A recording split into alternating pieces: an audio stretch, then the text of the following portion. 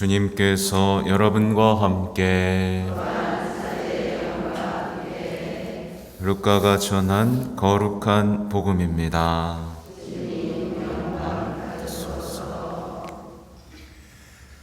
그때 세리들과 죄인들이 모두 예수님의 말씀을 들으려고 가까이 모여들고 있었다.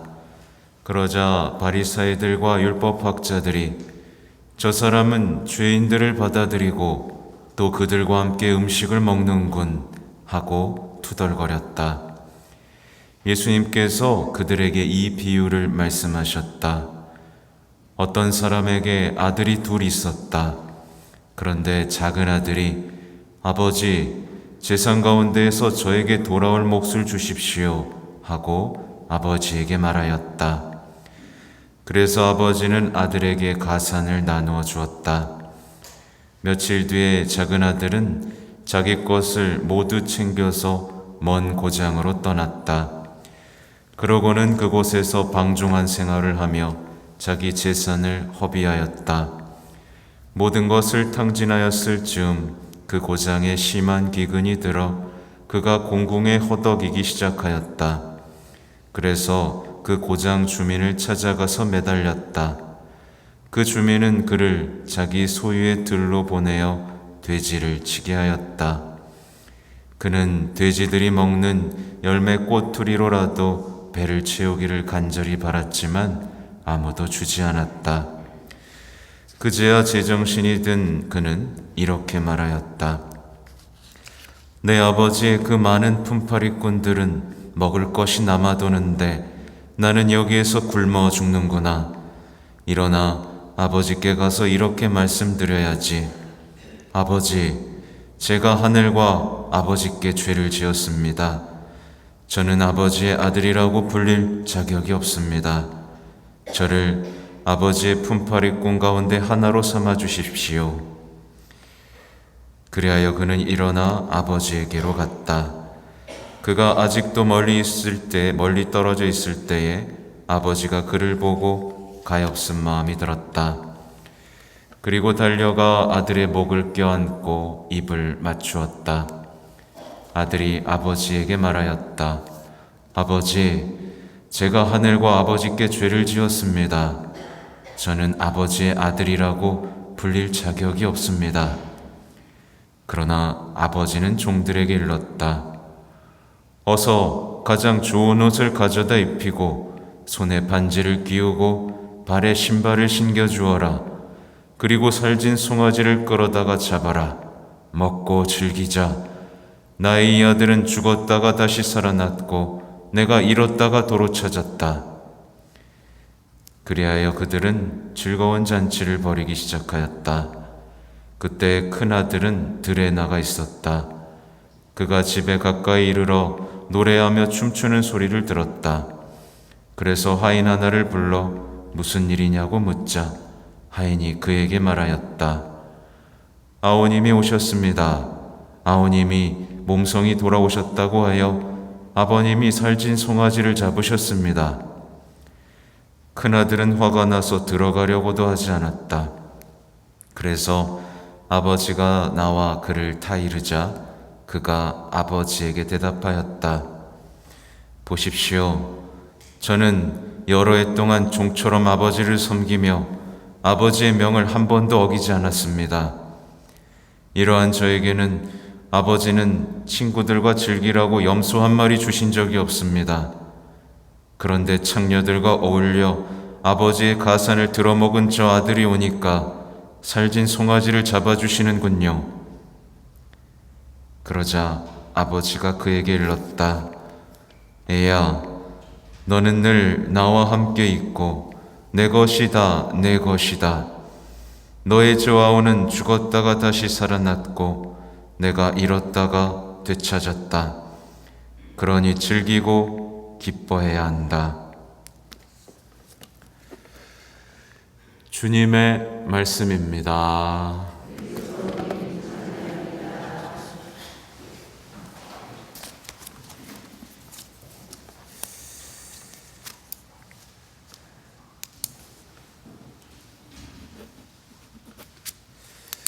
전미 예수님, 복음을 읽다가 뭐가 하나가 또 생각이 나서 잠깐 체크를 해봤습니다. 오늘 독서와 복음을 읽으면 그 주제는 단번에 대부분 파악하시겠죠? 오늘 일독서는 용서해 주시는 우리 하느님 아버지에 대한 묘사가 아름답게 펼쳐지고 있죠. 죄를 못 본 채 하신다. 그렇죠? 우리의 허물들을 모르는 채 해 주시리라. 모든 죄악을 바다 깊은 곳으로 던져 주십시오. 그러니까 죄를 용서해 주시는 아버지에 대한 모습. 그리고 루카복음에서는 그 유명한 탕자의 비유를 들려주시면서 진짜 뭐 묻지도 않죠. 묻지도 따지지도 않고 안아주시고 즐거운 잔치를 벌이시는 그 아름다운 용서와의 자비의 하느님을 보여주고 있습니다. 이렇게 좋으신 아버지 하느님께 용서를 청하는 건 기쁜 일이죠. 맞죠? 네. 근데 고해성사는 어려워하죠. 맞죠? 네. 이 도대체 뭐가 잘못된 걸까요? 네. 저는 이제 제가 고해성사에 대한 얘기들을 사실 자주 해요. 왜냐하면 고해성사를 좋아해야 되거든요. 용서받는 걸 싫어하는 신앙인이 어디 있어요? 용서받는 걸 부담스러워하는 신앙인이 어디 있습니까? 그건 아버지를 아직 만나지 못했다는 얘기고 아버지를 아직 사랑하지 못했다는 얘기거든요. 예, 늘 빙빙 신앙에서 주님과 가까워지지 못하는 어떤 거리감을 느끼고 있다는 거거든요. 사실 그분들은 대부분 기도도 뭔가 막혀 있어요. 그죠? 기도도 뭔가 막혀 있어요. 이 뒤에 좀 이따가 말씀을 드릴 겁니다. 이미 말씀을 드렸지만 고해성사를 어려워하는 이유는 사랑으로 구원하시는 하느님을 아직 만나지 못했기 때문입니다. 하느님은 사랑이신데 하느님이 사랑이라고 믿어요, 안 믿어요, 여러분? 좀 의심하지 않아요? 조금 의심하잖아요. 의심하잖아요. 에이, 사랑이시라면 이럴 리가 있어? 사랑이시라면 내가 이렇게 불행할 리가 있어? 사랑이시라면 세상에 이럴 리가 있어? 약간 의심하잖아요. 아니에요? 다행입니다. 많은 분들이 하느님이 사랑이시는 것을 이만큼은 의심해요. 어떤 상황에서도 하느님이 사랑이시라고 말할 수 있는 사람은 그렇게 많지 않습니다. 어떤 상황에서도 하느님이 사랑으로 나를 지켜주고 있다고 신뢰하는 사람은 생각보다 많지 않아요. 여러분의 자식이 갑자기 죽었다고 생각해 보십시오. 갑자기 사고로 죽었어요. 병으로 죽었어요. 하느님 사랑이세요? 갑자기 조용해지죠. 네. 이런 상황으로 밀어붙이다 보면 그 사람이 정말 하느님이 사랑이심을 믿는지 의심하시는지 나옵니다. 평소에는 다 하느님이 사랑이라고 믿어요. 누구나 좋을 때는.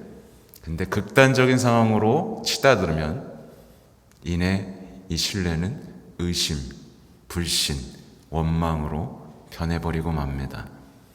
그때가 비로소 신앙이 진짜인지 가짜인지가 드러나는 시기죠. 그렇죠? 그러니까 하느님을 완벽하게 믿지 못하는 경우, 또 하느님을 정말 뭔가 나한테 조금 강요한다, 감시한다라고 느끼는 경우도 있죠.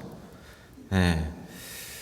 그런 분들은 고해성사가 어려워질 수밖에 없습니다.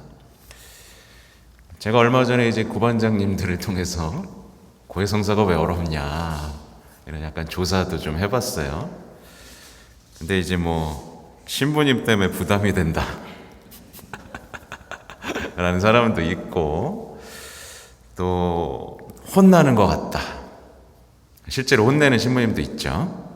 혼나는 것 같다, 또 잘 준비가 되었는지 부담이 된다, 뭐 이런 이유들을 적고 계신 것을 봤습니다. 실제로 마치 고해소에 들어오셔서 검사받으러 들어오시는 분들도 있어요. 그래서 내심, 저 잘하고 있죠, 저 정도면 훌륭한 신앙인이죠, 이런 거를 신부님께 확인받고 싶어하는 분들도 있습니다. 그래서 정작 죄는 안 고백하고 들어오긴 들어왔는데 뭐라도 말을 해야 되잖아요. 제가요, 그래도 일주일에 묵주기도 뭐 하고 있고요, 하고 있는 걸 계속 얘기해요. 자기가 하고 있는 거, 잘하고 있죠. 그래서 아니, 잘하고 있는 거 말고 용서를 청하셔야죠. 그럼 뭐 사는 게 죄죠, 이러고 끝나요. 갑자기 잘하고 있는 것만 얘기하고 용서는 청하지 못합니다. 그래서 제가 조금 이제 지도해 주려고 조금 이렇게 몇 가지 질문을 던진다거나 몇 가지 지적을 해드리면 어때요? 혼난다고 생각해요. 그래서 제가 계속 얘기합니다. 야, 자매님, 제가 혼내는 게 아닙니다. 근데 스스로는 혼난다고, 지적받는다고, 틀렸다고 생각을 하죠. 도무지 바로잡아 드릴 방법이 없어 보이죠. 아무튼 하느님과의 사랑이 시작되었다면 이런 일은 벌어지지 않습니다. 고해성사를 통해서 하느님의 사랑, 하느님께서 우리를 사랑하신다는 그 체험을, 고해성사하면서 눈물 흘려본 적 있으세요? 너무 감사해서 이런 죄도 용서해 주시나? 나 진짜 날 받아준 이 아들처럼 말이에요. 이 아들은 정말 가산을 갖고 갔다는 건 아버지를 죽었다고 생각하는 겁니다. 근데 이걸 받아주잖아요. 눈물 나지 않아요? 그죠? 당연한 게 아닙니다. 고해성사를 통해서 하나님께 사랑받는 체험을 하는 사람, 이 사람은 반드시 누군가를 용서하는 기쁨으로 나아가게 되죠. 그죠? 내가 용서받았으니까 아버지가 용서할 때 기뻐했으면 나도 용서할 때 기뻐할 수 있는 사람이 됩니다. 그죠? 이게 고해성사, 주님의 기도, 미사 안에 다 들어있는 용서하는 기쁨이에요. 우리는 고해성사를 통해서 우리의 악을 지워버리시고 내면을 새롭게 만드시고 내면을 기쁨과 빛으로 채워주시는 그 하느님을 만납니다. 그리고 결국에는요, 성체성사를 통해 최고의 만남을 체험하게 돼요. 연결되어 있어요. 제가 늘 얘기 드리지만 만약에 고해성사도 힘들고 성체성사도 밋밋하고 감동이 없다면 그 사람은 신앙을 처음부터 다시 시작할 용기가 있어야 돼요. 주님, 저 고해성사도 힘들고 성체성사도 잘 못 느끼는 비참한 신앙인입니다. 제가 다시 시작할 수 있을까요? 다시 배울 수 있을까요? 그리고 끈질기게 청한다면 얻는다, 못 얻는다? 얻어요. 근데 자기가 이런 상태에 있으면서도 이런 솔직한 기도조차 못합니다. 이런 솔직한 기도조차 못하니까 당연히 고해성사도 못해요. 자신의 처지에 대해서 솔직하게 얘기할 수 있어야 되잖아요. 저 일에서 힘들고요. 그러니까 얘기도 못하는 겁니다. 그래서 오늘 보세요. 큰아들이 들에 나가 있다가 노래하며 춤추는 소리를 들었을 때 어떻게 해요? 아버지한테 바로 가요, 못 가요? 못 가요. 하인을 불러요. 같이 그렇게 오래 살았는데 하인을 먼저 부릅니다. 이미 아버지와의 관계가 틀어진 게 드러나죠. 그죠? 틀어진 거예요. 아버지하고 솔직한 대화조차 나누지 못하는 상태의 지경에 이르렀다는 게 드러나는 겁니다. 이걸 보고 여러분 느끼실 수 있어야 돼요. 여러분의 기도는 아버지하고 친교를 나누고 있나? 그런 어떤 솔직함과 어려움 나누고 있나? 이게 중요합니다. 제가 오늘 강론에서 써놓은 거에서 자꾸 벗어나고 있는데 다시 돌아가겠습니다. 많은 분들이요, 인생에서 일어난 불행 때문에 자꾸만 하느님의 사랑을 의심하고 하느님이 다가오시는 것을 경계합니다. 또 주변에서 일어나는 악들 때문에 자꾸만 그 악에 집중하면서 사랑보다는 심판을 요구합니다. 사랑이 점점 깊어지고, 그죠? 뜨거워져야 되는데 성당을 나오면서 그게 아니라 이웃에게는 분노가 커지고 있고 하느님은 질책하는 일이 벌어지고 맙니다. 이게 오늘 복음 속 누구예요? 큰아들의 모습인 거예요. 아버지와의 사랑이 시작돼야 되는데 거리감 때문에 하인에게 묻고 형제에 대한 증오와 분노가 커지고 아버지는 그럴 수가 있냐라고 지책하는 거잖아요. 큰아들의 신앙이 우리 신앙에 깊숙이 들어와 버린 겁니다. 그러니까 우리가 고해성사가 어려운 이유는 다양한 이유가 있겠지만 우리가 누구처럼 살고 있다? 큰아들처럼 살고 있기 때문이다 라고 생각하는 게 저는 제일 빠르다고 생각합니다. 큰아들은요, 스스로 의롭다고 생각합니다. 실제로 열심히 살았죠. 그렇죠? 의롭다고 생각하는데 자신이 생각하는 정의가 아버지께 배신당했다고 생각하죠. 그렇죠? 그래서 이렇게 얘기하는 거예요. 보십시오. 저는 여러 해 동안 종처럼 아버지를 섬기며 아버지의 명을 한 번도 어기지 않았습니다. 이러한 저에게 아버지는 친구들과 즐기라고 염소 한 마리 주신 적이 없습니다. 그런데 창녀들과 어울려 아버지의 가산을 들어먹은 저 아들이 오니까 살진 송아지를 잡아주시는군요. 이게 여러분의 외침이 아닌가 보셔야 됩니다. 보십시오. 저는 여러 해 동안 평일미사 매일 나오며 아버지를 섬겼습니다. 웬만하면 명령을 어기지 않으려고 노력해 왔습니다. 라고 하면서 투덜거리는 큰아들의 모습이 있는지 없는지 보실 수 있어야 돼요. 만약에 아버지에 대해서 아버지는 이런 분이야. 답답해 죽겠어.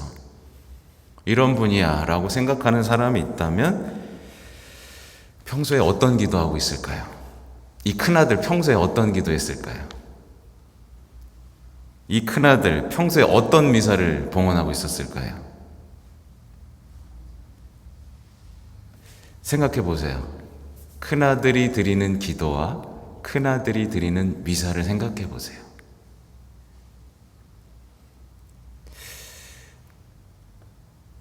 큰아들처럼 사는 사람이 양심성찰 시간, 판공 때 그 시간에 무슨 생각을 할까요?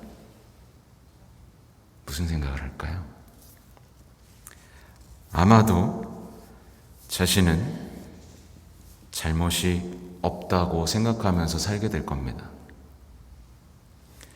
실제로도 아버지 말씀을 크게 어긴 일도 없고요. 그렇죠? 실제로도 이웃들이 잘못하고 있는 것도 사실이니까요. 그죠? 그러나 큰아들의 삶을 생각해 보세요. 그는 아버지 곁을 지키지만 아버지를 아프게 하는 사람입니다. 이게 핵심이에요. 여기를 넘어가지 못하면 고해성사가 안 되는 겁니다. 그래서 큰아들은 고해성사 볼 게 없어요. 왜냐하면 다 지키고 살았거든요. 그죠? 근데 볼 게 없는 거예요. 그러니까 아버지 곁에 있지만 나는 아버지를 기쁘게 하는 사람인가 슬프게 하는 사람인가를 보셔야 됩니다. 그는 아버지와 함께 기뻐하지 못하는 사람이고요. 속으로는 아버지를 계속 의심하고 미워하는 사람입니다. 그는 아버지께 도움은 받지만 크게 고마워하지도 않는 사람이고요. 가까운 이들과의 관계를 사막으로 만들고 있는 사람입니다. 큰아들 보세요. 큰아들이 한번 상상해 보십시오. 아버지랑 큰아들이 지금 같이 살고 있어요. 같이 살고 있다라고 생각해 보세요. 근데 이 큰아들 결혼을 했다고 생각해 보십시오. 큰아들 결혼했어요. 이 큰아들 배우자랑 행복하게 살고 있을까요? 여러분 보기 어떠세요? 못 살고 있죠. 그렇죠? 뻔하죠? 그런 겁니다. 큰아들은 충실하지만 아버지에게 배신감을 느끼고 아버지에게 계속 상처를 받으면서 가장 가까운 사람조차 사랑하지 못하고 사막처럼 만드는 사람인 거예요. 결국 여러분이 고해성사를 통해 아버지와 관계를 뜨겁게 회복하지 못하면 여러분은 아무리 노력해도 내 가장 가까운 사람과의 관계가 계속 사막 같을 거예요. 그래서 지금 내가 관계 맺고 있는 관계를 보면 뭐가 보여요? 하나님과의 관계가 보이는 거예요. 내가 큰아들인 것이 보이는 겁니다. 그래서 차라리 그냥 죄진 작은 아들이면 편할 것 같아요. 그죠? 그럼 돌아오면 되니까. 저 잘못했어요, 아버지. 네.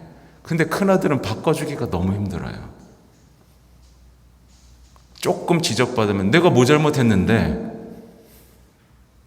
나 열심히 살았는데 뭐, 이렇게 계속 얘기할 테니까요.